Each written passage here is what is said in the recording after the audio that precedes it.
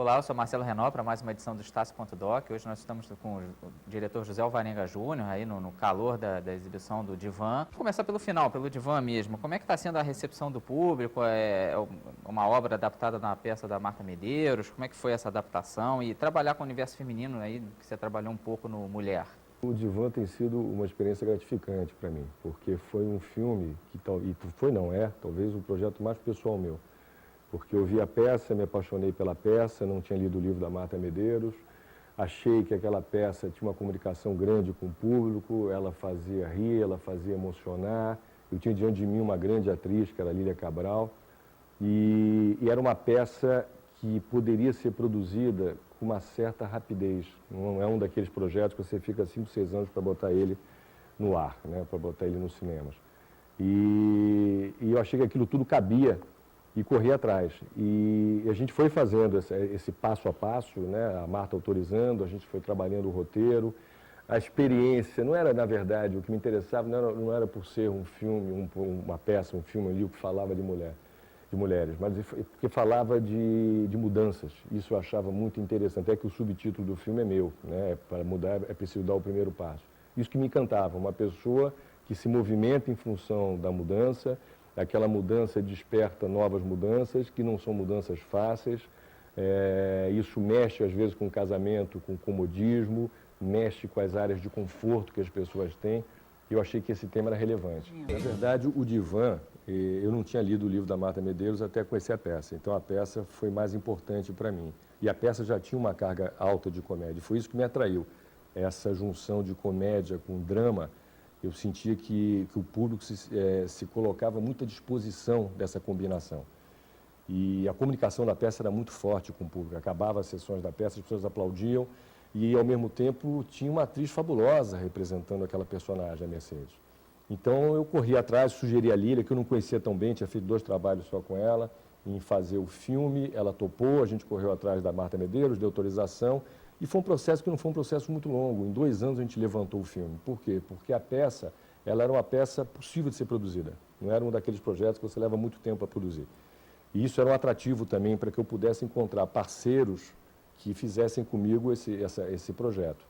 E ele passa, né? Mas o que me atraía mais não era tanto o universo feminino, era a capacidade de mudança que a personagem tinha e que acho que liga todos os universos masculinos e femininos, né?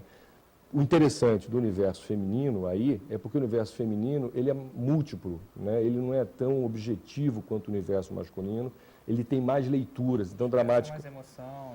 E sutilezas na emoção. Eu acho que as mulheres elas têm sutilezas e níveis de emoção e de sensibilidade e de objetividade também que são ricas dramaticamente. Né? Então eu acho que personagens femininas normalmente são muito interessantes, né? Na história do cinema e na história da literatura. E esse foi o ponto que me fez fazer o Divã. Usei um pouco da experiência que eu tinha no Mulher, um programa que eu tinha feito na Rede Globo, com a Eva Vilma e a Patrícia Pilar, onde a gente tinha um cuidado com a emoção, né? Um cuidado no tamanho da emoção, na delicadeza daquela emoção, que não fosse uma emoção óbvia, barata, né? E muito mais uma emoção subjetiva, com nuances. Até vi também Zé Alvarenga, numa entrevista sua que você falou de uma amiga que você tem careta, uma amiga hippie, ambas gostaram do filme, né? Um filme que ele abarca realmente todos os públicos, né? De um senhor, de uma menina, ele consegue pegar um público amplo realmente. Isso aconteceu na peça. Já quando eu saí da peça, eu encontrei a Marília Carneiro, que é uma figurinista fabulosa e que foi uma pessoa nos anos 60 que aprontou muito, que viveu profundamente os anos 60. E ela estava bastante tocada pela peça, né? Como ela estava tocada, como tido com a minha mãe, que é uma mulher de 70 anos, é uma psicóloga, mas uma pessoa um pouco mais conservadora, que também estava tocada, né? E minha mulher, que na época tinha 35 anos, que é uma atriz, também estava tocada. Então eu achei que era essa história da mudança, isso atingiria todo mundo, que era universal, ponto né? forte. E não só de meia idade, vamos dizer assim, né? De gente nova também. Todo mundo. Né? O Divã, para chegar nesse número, ele já transgrediu a barreira das mulheres. Ele já pegou gente, quer dizer, o filme é uma história de uma mulher de 45 anos, 45, 50, mas ele está pegando casais novos, está pegando pessoas mais velhas, está pegando um público masculino. Um dia um amigo meu veio falar que sentiu meio constrangido porque um outro amigo chamou ele para ver o Divã E ele falou, nós dois só. Eu falei, vocês dois, só vocês dois vão ver o filme. E ele foi, né? E acabou adorando. Foi com o pé atrás. Mas foi com um amigo, que seria um programa, de repente, para ver um filme mais masculino, né? De terror masculino. Como é que é fazer comédia no Brasil, assim, porque muito autor foge dela, né, assim, eu acho que tem um certo preconceito com comédia, eu acho que talvez fazer cinema no Brasil seja tão difícil que quando a pessoa vai fazer, ela necessariamente tem que fazer um filme sério e tudo mais. Eu acho que a questão do cinema brasileiro é complicada, porque se você pensar, nos momentos que o cinema brasileiro atingiu o público e teve um poder estrutural, um poder industrial, ele basicamente funcionava em cima das comédias. Você tinha a época das chanchadas, que eram comédias fortes, que levavam multidões ao cinema, com grandes ídolos, né? O Oscarito, o Grande Otelo, Renata Fronze, Eliane, Renata Fronze mais em São Paulo, né? Mas você tinha Anquito, você tinha Cinédia produzindo, depois você tinha a parte da Vera Cruz, que era um pouco o drama desse cinema de industrial, mas era uma proposta de um cinema para o público, com diretores e roteiristas e produtores interessados em chegar a esse público. Esse cinema foi muito forte. E você teve, nos anos 70 também, um pouco da pornô chanchada, mas que são filmes extremamente bem-humorados. Tenta ser né? Com uma carga erótica. Longe do pornô. Chanchada. Chanchada, né? Quer dizer, filmes com uma carga de humor, e dali você tem grandes filmes, que eu acho que mereciam até ser refilmados, alguns deles.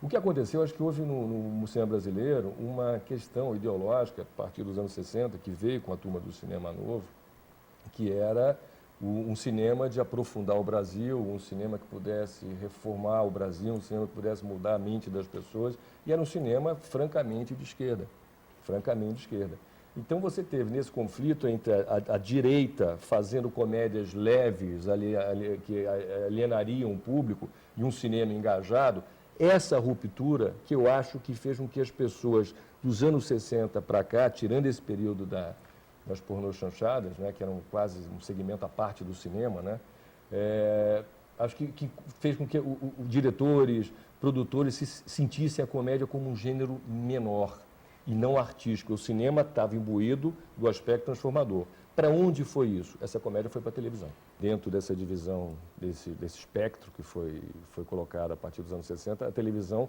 seria o lado conservador. Então, a televisão poderia fazer esse papel, exatamente. E foi uma pena, né? Porque eu acho que essa volta da comédia agora, que na verdade não voltou, todo ano você tem pelo menos uma boa comédia brasileira, mas esse ano especificamente a gente está com 3 filmes colados, né? O Daniel Filho com Se Eu Fosse Você, eu com o Divan e o Cláudio Torres agora com Mulher Invisível. São 3 filmes colados, daqui a pouco chega os Normais, que é mais uma comédia. Como também foi em 2003. 2003 foi um boom do cinema, você teve Carandiru, que foi um filme forte, teve Cidade de Deus 3 meses antes, no final de 2002, mas você teve o Lisbela, teve os Normais e teve no final do ano Sexo, Amor e Traição. Né? Que eram 3 comédias, na verdade. Num espectro de 5 filmes, 3 eram comédias, que subiram a bilheteria. Eu acho que agora se perdeu o medo de fazer comédia, a comédia está ganhando um ar merecido, porque comédia é reflexiva, as comédias que estão sendo feitas são comédias por pessoas inteligentes, são comédias que trabalham com grandes atores da dramaturgia nacional, e eu acho que a tendência é cada vez mais ir nessa linha sem medo. Você teve assim deve ter sofrido muito preconceito na tua vida, porque ainda por cima você também trabalhou com o universo infantil, você fez filme da Xuxa, você fez filme dos Trapalhões. Como é que foi isso? Você ainda sofre por isso? Sofreu muito naquela época, né? Como é que você lida com toda essa carga negativa? Sofro até hoje. Eu estava ontem, eu estava abrindo um blog para ver o Divan, estava vendo coisas do Divan. Né? É interessante você observar o que sai na internet, assim, né? É extremamente favorável o apelo que o filme tem. Mas tinha um cara, um crítico, eu não me lembro o nome dele, que ele falava, um crítico novo, essa crítica surgiu tem uns 3 dias. E ele falava assim, apesar do diretor José Alvarenga Júnior, que fez os filmes dos Trapalhões, o Divan tem uma certa maturidade. Eu falei, mas eu fiz filmes infantis que foram filmes muito importantes para a sua época, né? Eu falo isso com muito orgulho, né? O Renato Aragão, naquele momento, era a sobrevivência do cinema e do público brasileiro. Né? O Renato Aragão, ele conseguia criar, com as salas cheias, um ambiente em volta do produto dele que produzia técnicos, que produzia cultura, que produzia investimentos. Então, isso é muito importante, isso não pode ser descartado de jeito nenhum. Fora o talento do clown, o talento circense, que é uma característica do humor brasileiro, né? Essa escola do circo, é muito impregnada no cinema. Quando a gente fala de Anquito, quando a gente fala do Mazzaropi, quando a gente fala do Oscarito, o aspecto dele, o aspecto formal da representação deles é muito próximo ao circo. Né? Então, assim, o Renato Aragão é uma outra geração dessa mesma turma. Mas, de novo, é isso. A sala cheia no cinema brasileiro, ela traz preconceito, porque era mais fácil você ter uma sala vazia para um filme aprofundador, um filme que vai mudar a cabeça das pessoas, porque, na verdade, uma grande parte das salas ficaram vazias com esse tipo de política de cinema. Eu acho o cinema novo interessantíssimo, conheço os diretores, fui formado em parte por eles, mas eu acho que teve vantagem interessante, como a ideia de uma câmera na mão, de uma ideia na cabeça. Isso dentro de um formato de produção que, na época, o que a gente tinha foi muito bacana. A gente não tinha uma estrutura de produção hollywoodiana, a gente teve algumas tentativas na nossa história de cinema. E naquele momento específico, isso abriu portas. Eu acho que hoje, quando a gente pensa em videoclipe, quando a gente pensa nessa linguagem das câmeras na mão, quando a gente pensa em tropa de elite, isso tudo passou por aí. E você teve uma carreira também longa na Globo, né? Então ainda ajuda mais ainda essa... E publicidade, eu fui publicitário durante 6 anos. Eu fiz uma carreira de publicidade muito... Conjuga todos os preconceitos de uma todos, pessoa imagina. só. Eu fui, mas o que explica isso também, que foi uma grande vantagem. Como eu fui um cara criado dentro do meio de cinema, meu pai era um diretor de um laboratório de cinema chamado Líder, né? Que hoje chama Labocine, e que todo o processo de revelação... Tudo era lá. Tudo era lá. Inclusive o próprio Cinema Novo, a base do Cinema Novo era lá, na Álvaro Ramos, ali no bar. Então, eu fui criado da primeira chupeta, a escola, a mesada, ao brinquedo que eu nunca tive, a moto que eu ganhei quando eu tinha 13 anos, tudo isso veio do cinema. Né? Tudo que eu vivi, tudo que eu troquei materialmente, todo o dinheiro que eu conheci veio do cinema. Então, eu nunca tive, isso é uma vantagem, na hora que eu pude migrar entre os meios, eu nunca tive nenhum tipo de preconceito que dissesse, não, eu não vou para lá porque lá tem dinheiro demais, publicidade, porque envolve dinheiro, é a vitamina do sistema. Não, eu fui para a publicidade porque eu precisava exercitar, dinheiro eu precisava ter, ser bem remunerado pelo meu trabalho, então fui tirar na publicidade, por exemplo, a parte formal, fui aprender, foi um grande ganho na minha carreira, aprender a compor melhor, porque a publicidade, na publicidade, imagem realmente é tudo. Então, ganhei um pouco também de preconceito. De repente, eu era um diretor que fazia cinema, fazia filmes de alta bilheteria, filmes dos Trapalhões, larguei isso espontaneamente para me dedicar a um outro meio que eu achava que eu pudesse crescer profissionalmente e que era um meio que tinha uma invisibilidade artística, mas que te dava uma capacidade técnica inigualável. Você fez aí por anos, você está já com uma carreira longa na Globo, muitas séries e seriados na Globo, mas nunca uma novela. Por que você nunca foi um diretor de uma novela, pelo menos não diretamente? Por que isso? Nunca aconteceu de você trabalhar numa novela? Eu sou um diretor de obras fechadas. Você gosta da... A minha vida... Você tem mais controle ali. O meu interesse é trabalhar numa obra fechada. Nunca te interessou uma novela? Não, nenhuma. Eu sou convidado sempre para fazer novelas por autores, pela própria cúpula da Globo, mas eu acho que é um formato que eu não saberia fazer e eu não tenho interesse. Eu gosto de compor junto com a minha equipe o trabalho que eu vou fazer, eu gosto do início, meio e fim, independente de como essa narrativa se estabeleça. E a novela é uma obra que, primeiro, você trabalha com prazos muito apertados. Né? Eu sempre tenho a sensação que os diretores de novela, eles são heróis nesse sentido, eles trabalham muito para conseguir, às vezes, fazer uma boa cena, mas é um esforço muito grande. Porque existe uma pressão no tempo, existe uma pressão do público, existe uma pressão de audiência muito grande que pode mudar os rumos da tua direção. Né? Isso acontece, é uma obra realmente aberta. Eu acho que o diretor de novela não tem controle o tempo todo da atuação dos atores, né? Porque você tem 20, 30 cenas para fazer num dia. Então, eu acho que o detalhe de uma encenação, uma marca que você queira experimentar em novela, isso fica um pouco... Perde o caráter tem uma certa dificuldade. Assim. Tem diretores que eu acho que conseguem fazer isso, experimentar em novela. Luciano Carvalho, por exemplo, eu admiro muito, porque é um diretor que experimenta em novela. Mas é um cara que dorme 4 horas por noite. Entendeu? Eu durmo 8. Essas 4 horas ele está na minha frente, então não tem jeito. Tem para mim que a Globo é muito tradicionalista, principalmente na grade dela. Você vê a grade da Globo dos anos 80 e hoje é muito parecida, né? 3 novelas. Acho que você concorda um pouco com essa visão? Não sei nem se isso te prejudica falar sobre isso. Não, imagina. Não tem, eu acho que assim, eu fui para a Globo há 11 anos atrás, convidado pelo Daniel Filho. Eu fazia publicidade em São Paulo, morava em São Paulo, e fui convidado pelo Daniel Filho para fazer A Justiceira, um seriado em cinema, que era uma retomada do projeto dos seriados que teve lá nos anos 80. Malu Mulher, Plantão de Polícia, Carga Pesada, tudo isso. Então eu fui para a Globo sem conhecer a Globo. Né? Tinha as impressões que todo mundo tem. Quando eu cheguei na Globo, o que eu percebi lá é o seguinte, é uma empresa muito grande, com muitos tipos de cabeças pensantes. Tanto é que desde lá para cá eu já trabalhei para 3 diretores gerais de criação. E cada um com um perfil, cada um com um olhar. Né? E dentro desses perfis houve avanços e houve retrocessos. Então assim, quando eu penso na Rede Globo, e nós, todos os autores que estamos lá dentro, né? Diretores, roteiristas, atores, todo mundo está envolvido na parte criativa, eu acho assim, há possibilidades de avanços. E alguns avanços são feitos. Né? Achar que a Globo não avançou, eu discordo. Acho que a Globo avançou e muito. Acho que a Globo apresentou produtos ao longo desses, nos anos 80, nossa, apresentou produtos muito fortes. Agora, e dentro até das próprias novelas, né? Que eu acho que de tempos em tempos você pensa que a favorita. Eu não sou um cara que vejo muito novela, mas reconheço a força da novela. Mas se você pensar que a favorita, foi uma novela que tem 5 meses atrás, a protagonista que encantou o Brasil, era uma psicopata, uma assassina, eu acho isso extremamente interessante, porque isso não é comum.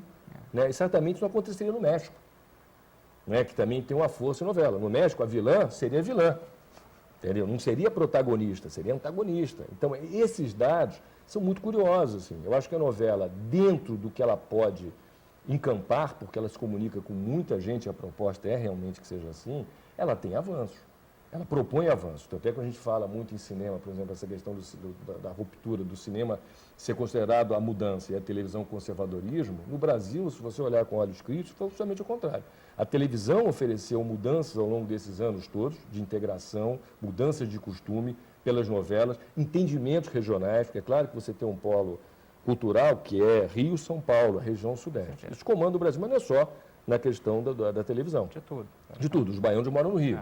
Né? Tudo bem, tem lá a música baiana, no carnaval, aquilo bomba, coisa e tal. Mas todo mundo está no Rio, tá certo? Caetano, Gil, todo mundo veio para o Rio, né? Como veio vários, como o Gilberto, o João Gilberto também veio para o Rio, né? Até morava aqui no Rio Design, no Leblon. Então, esse polo cultural de produção, ele realmente é poderoso e ele dissemina a cultura para o Brasil. Mas a televisão consegue driblar isso de vez em quando. Você tem uma novela como Pantanal, que mostrou uma realidade para gente do Rio de Janeiro, de São Paulo, daquela história, daquela música, daquele ritmo, porque ali não foi só uma paisagem, foi um ritmo. Então, nesse aspecto, a televisão tem sido uma modificadora. O cinema, se você pensar bem, já não tem essa capacidade. Você teve recentemente filmes como Cidade de Deus e Tropa de Elite, que realmente movimentaram o imaginário brasileiro, com discussões, com fabulações, que levantaram questões importantíssimas. Mas isso não é sempre que acontece. Né? A televisão, então, nesse aspecto, eu acho que ela não é conservadora. Ela é mais lenta na mudança e ela se move, porque lá dentro você tem cabeças. O trabalho que eu faço na televisão, por exemplo, é um trabalho muito atípico.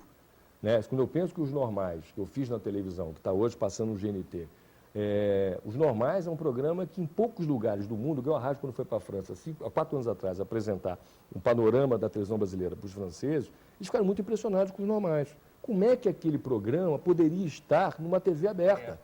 Mas ele realmente foge muito disso, né? Ele tem um humor ousado, inteligente, né? Ele não é o comum que se vê em TV aberta, vamos dizer assim. Isso é interessante. Quando a gente fala da TV aberta brasileira, e aí falando da Rede Globo, ela abrange muita coisa. Né? Ela tem uma programação mais conservadora, direcionada a determinados horários para determinado público, mas ela é capaz de gerar consequências artísticas, né? E com sucesso.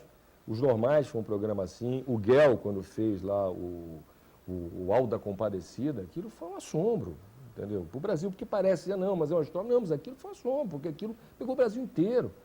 Né? E eu, quando fez a Invenção do Brasil, quando o Furtado faz lá as peças dele do Sul, estamos todos trabalhando para que a televisão possa abrir a sua cabeça. O Luciano Carvalho, quando tem o projeto Quadrante, a gente procura abrir. Entendeu? Então, assim, eu acho que volta e meia alguma coisa abre. Eu acho que é isso. Agora, é uma mudança mais lenta? Pela capacidade de atingir tantas pessoas que a televisão brasileira tem. E chegamos aí nos normais, né, que a gente falou aí E teve essa adaptação para o cinema. Essa adaptação, assim, ela fez certo sucesso, mas me deu a impressão, quando eu soube do filme, que seria um sucesso mais estrondoso. Você teve essa impressão também, que o filme poderia ter estourado um pouco mais? De 3 milhões, imagina. Você acha? Eu achava que, de repente, Não tem como. O problema dos normais, não, o problema do Brasil é outro. O problema dos normais não foi falta de público, foi falta de sala. A mesma coisa do divã. Por que o divã é possível? Mesmo. Não é distribuição. O que você tem nesse momento? O quadro é muito interessante. O divã está fazendo uma média de quase 100 mil por pessoa, por semana, que é um ótimo público. Nós já estamos 1 milhão e 600. Ele tem uma média de sala de 800 pessoas por cópia, que é muito bom por dia. Mas o que é que acontece? Nesse momento, sexta-feira agora, a gente acabou de estrear Anjos e Demônios, 400 cópias. É um massacre, né? Tem o Museu 2, o Museu, como é que é?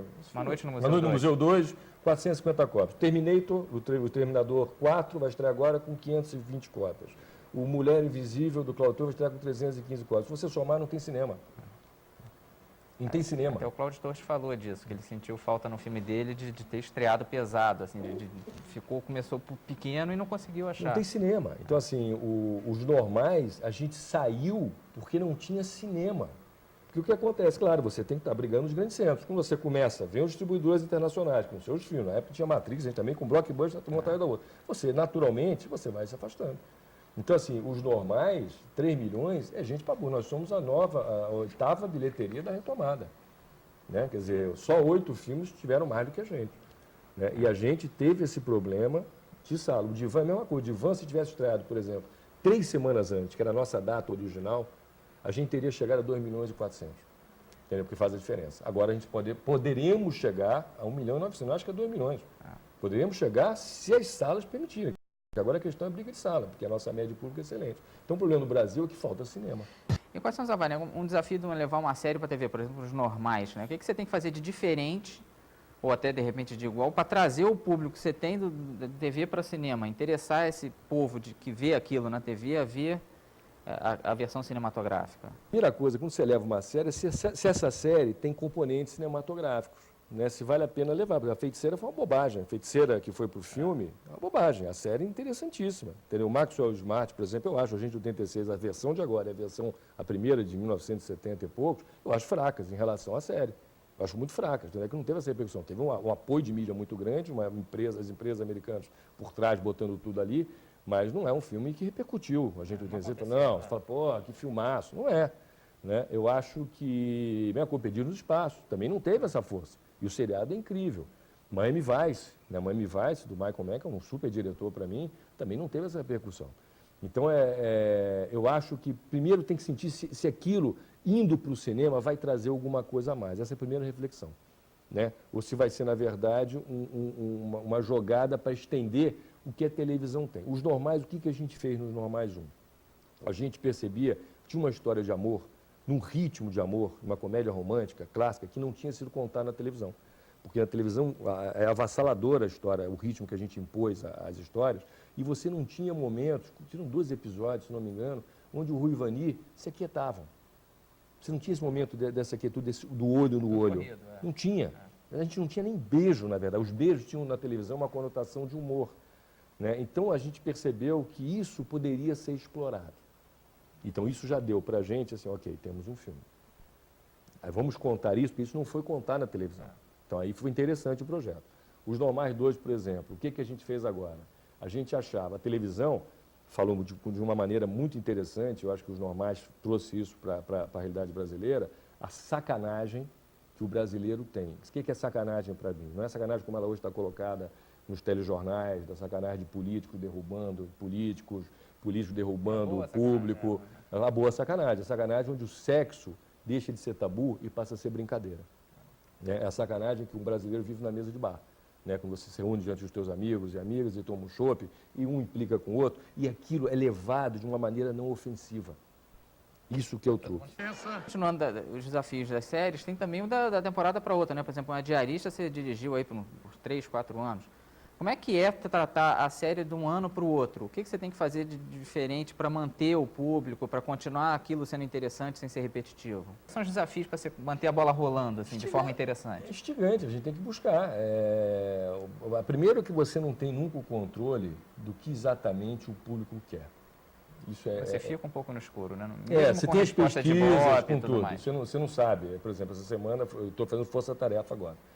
E essa semana foi ao ar o programa que a gente acha o melhor programa nosso. Que a gente achou que está mais redondo, onde você arredonda um pouco o clima policial, enfim, toda esse novo conhecimento que a gente está tendo que ter, porque também a gente não tem muito essa expertise. Né? A gente tem que correr atrás muito do que a gente viu, muito dos nossos gostos pessoais, mas é uma procura e acerto. Você vai procurando e vai acertando no ar, né? A gente tem que acertar o Boeing no ar. Né? Levantou o voo e ali que acerta.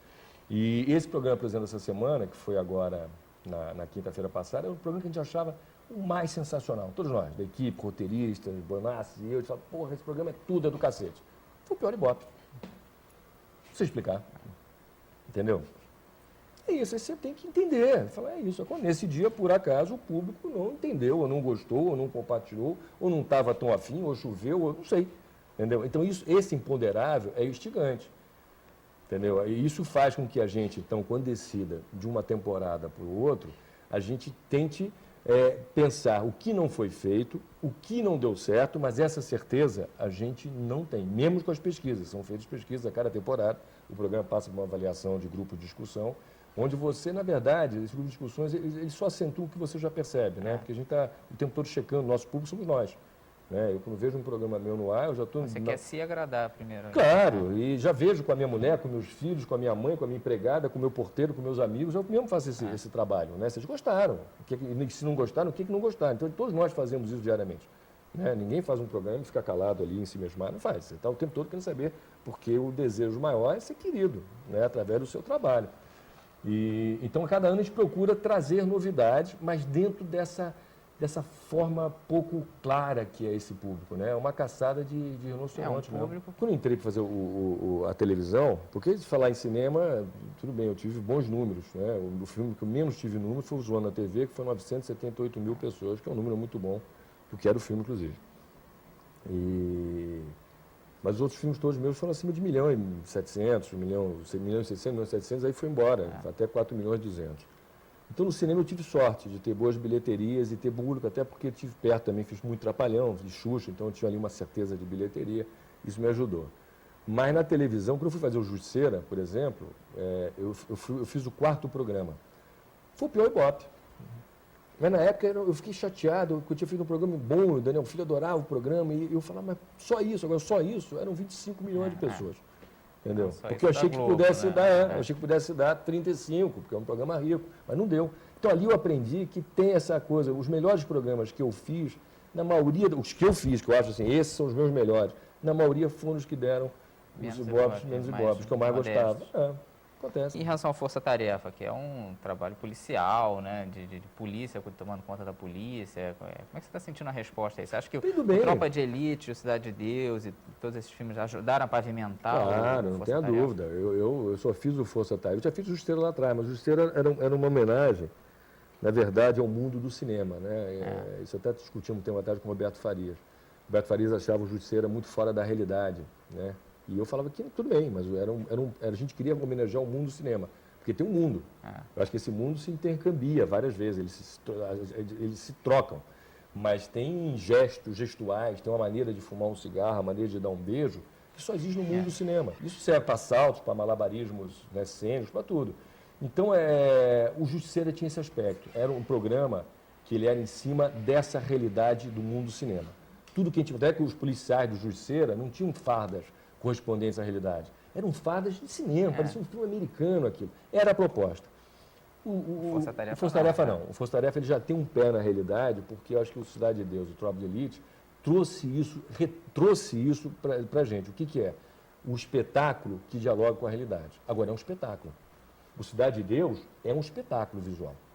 Né? Aquilo não é um naturalismo. Muitos críticos criticaram de que era uma cosmética. Exatamente. O que é a Ivana Bentes, que trouxe esse discurso. Ela puxou esse discurso que eu acho um equívoco total. Eu acho que o que é bacana no Cidade de Deus é justamente esse intercâmbio entre uma comunicação visual, né, fictícia, ficcional, assumidamente ficcional, com um pé na realidade, nas interpretações que são encantadores. Não foi só encantador no Brasil, encantador no mundo inteiro. Esse filme virou referência no mundo inteiro. Hoje o diretor do do Danny Boyle, diretor do... Reconhece que reconhece baseou Quem Quer Ser um que Milionário. olhou Cidade de Deus com olhos muito favoráveis, Com entendeu? certeza. E não só, os Scorsese. Não, qualquer lista de 100 melhores ele Tá tá lá. indicado, Né? Outro dia o Fernando está dando uma entrevista e falou isso, que o Scorsese chamou ele. O Scorsese não, o Spielberg chamou ele num canto e perguntou como é que ele fez aquela cena da galinha.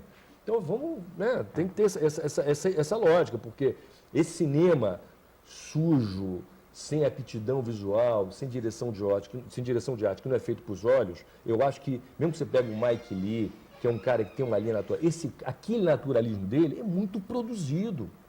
Entendeu? Porque se eu pegar uma câmera e colocar aqui, ela pode não ter efeito nenhum. Nós estamos conversando aqui, mas pode ser que isso não reproduza visualmente nada. E o cinema é uma reprodução visual. Agora, se eu quero atingir a maior naturalidade, eu vou formar essa naturalidade. Esse que é o desafio. Ou se eu quero fazer uma realidade sofisticada, eu vou formar essa realidade sofisticada. Esse é o nosso desafio, como artista. Porque senão... Não basta botar a câmera ali. Você é um captador. Entendeu? Então a questão não é essa. Então o Cidade de Deus, eu acho que trouxe, e o Tropa de Elite, trouxe a sensação do espetáculo. São espetáculos. Você reconhece ali a marcação de cena, as câmeras, a visualidade, aquilo é um espetáculo. Então, quando a gente foi fazer o Força Tarefa, eu precisava, e isso me motivou, porque o Tropa de Elite quase foi para a Globo.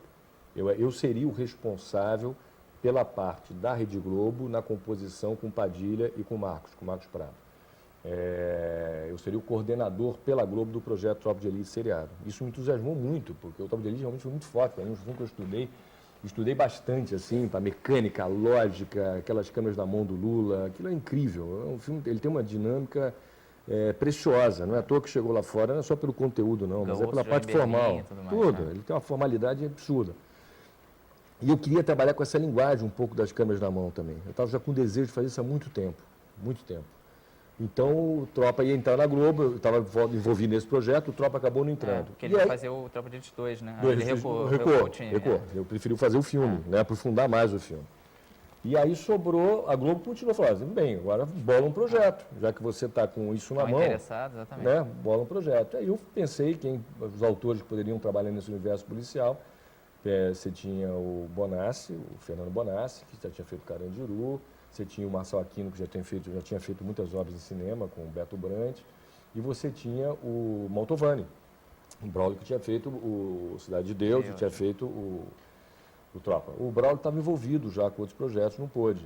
E aí eu chamei os dois, o Marçal e o Bonassi, nos sentamos e falei, olha, tem uma ideia de projeto que eu não sei qual é, mas que eu queria que tivesse assim, um pé na realidade e um pé na força cinematográfica, que tivesse cara de cinema e ao mesmo tempo tivesse uma comunicação com a realidade brasileira. E eles tinham esse projeto no bolso, o Marçal tinha esse projeto. Falou, pô, vamos fazer sobre a P2, que era a antiga P2, que é a corregedoria, a polícia que investiga a polícia. Eu achei isso novo. Eu falei, isso é novo, isso ninguém fez. Né? Propus à Globo, a Globo achou interessantíssima a ideia, e foi desenvolvido, passamos 6 meses desenvolvendo, para chegar nesse conteúdo da TV aberta. E esse é o jogo. Né? Assim, ele não poderia ser tão explosivo quanto o Tropa. Porque o Tropa é socialmente muito pertinente. Né? O Tropa dá nome aos bois claramente. Né? A gente não podia ter isso ainda, e aí de novo vem essa questão da televisão, na TV aberta. Não poderia ter polêmico, exatamente. Não poderia toda semana estar envolvendo um coronel da PM numa manchete de jornal. Né? Isso não daria. Porque a comunicação seria muito grande em relação ao Brasil. Então a gente teve que ir trabalhando a construção entre a realidade e a ficção. E eu acho que esse é o jogo artístico. Se você me perguntar o que é arte para mim, a arte para mim é esse acordo entre a ficção e a realidade. Seja a realidade manifestada pelo que você quer focar, seja a realidade pelo que cerca o seu trabalho. Né? Esse acordo é o que faz a arte, na minha opinião. É agora e sempre. O artista livre, puro, eu não acredito. Não acredito. Só se o cara for um bilionário. E você fala, né, que o pessoal da Globo está sempre conversando de cinema e tudo mais, de outras televisões também. E quais são as suas maiores influências, assim? Quais são os diretores que mais te interessaram, tanto no Brasil, no exterior? Quem realmente mais fez a tua cabeça e tudo mais?